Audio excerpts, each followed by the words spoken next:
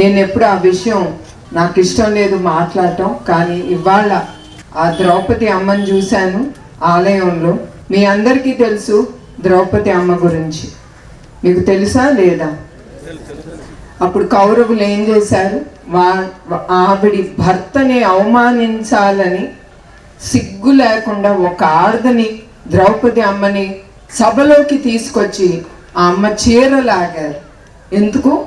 భర్తల్ని కొట్టడానికి. వాళ్ళకి వేరే దారి దక్కలేదు, ఒక ఆడది దక్కింది వాళ్ళకి. అట్లానే మన అసెంబ్లీలో చంద్రబాబు నాయుడు గారిని హింసించాలని, ఆయనకి ఎదురు దెబ్బ కొట్టాలని వాళ్ళకి తెలిసి నా పేరు లాగారు, నా శీలాన్ని గురించి వాళ్ళు మాట్లాడారు. అది ఒక్కడికి అవసరం లేదు. ధైర్యం ఉంటే మొగాడుగా నుంచుని మాట్లాడాలి, కానీ ఒక్క స్త్రీని లాగకూడదు. మీరందరూ కూడా ఇక్కడ చాలా మంది మొగాళ్ళు ఉన్నారు. ఒక్క స్త్రీ గురించి మీకు మాట్లాడే హక్కు ఎవరికి లేదు ఇక్కడ. ఏ స్త్రీ ఎట్లాంటిదో తనకి తెలుసు, తన జీవితం గురించి తెలుసు. అది మనం నేర్చుకోవాల్సింది అక్కడంతా.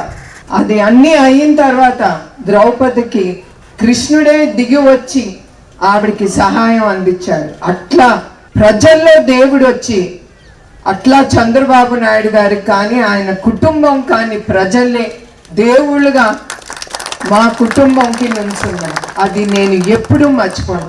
ప్రతి సందర్భంలో మా కుటుంబంలో చాలా జరిగినాయి మా జీవితాలు. ఇప్పుడే అన్నారు తిరుమలలో ఆ బాంబులు పెట్టి నక్సలైట్లు, కానీ ఇప్పుడు కూడా మా కుటుంబం హిట్ లిస్ట్లో ఉన్నా కూడా, ఇట్లాంటి అవమానాలు చాలా ఎదుర్కొన్నా కూడా ఆ దేవుడు అనేవాడు ఉంటాడు. ఎప్పుడు మా కుటుంబం మీకోసం, ప్రజల సేవ కోసం వాళ్ళు ఉన్నారు.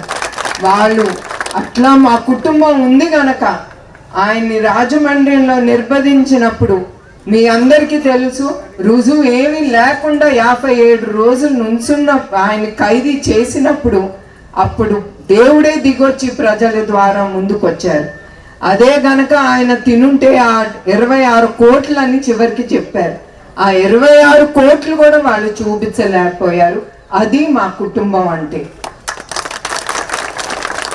అట్లానే ఇప్పుడు నా గురించి మీకు ముందర ఎందుకు చెప్తున్నానంటే, ఏనాడు నేను ఆ విషయం మాట్లాడలేదు.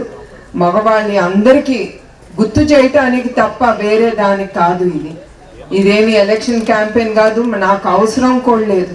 ఇది స్త్రీని మర్యాదించాలి, స్త్రీ ఒక అమ్మ లాంటిది అనేది మీరందరూ మర్చిపోకూడదు. అది మీ అందరికీ గుర్తు చేయడానికి ఇది చెప్పేది ఈ విషయం. నేను ఏనాడు 10 మంది ముందల ఆ విషయం ఏనాడు మాట్లాడలేదు. కానీ ఇప్పుడు ఆ ద్రౌపది అమ్మని ఆ గుడిలో చూశాను కనుక మీకు ఒకసారి విన్నవించాలని నా మనసులో ఏముంది అని నేను మాట్లాడాను. అది నేను ఎవరికి అక్కర్లేదు. నా భర్తకి తెలుసు, అందరికీ తెలుసు నేను ఎట్లాంటి దాన్ని. So that's not at all important for me.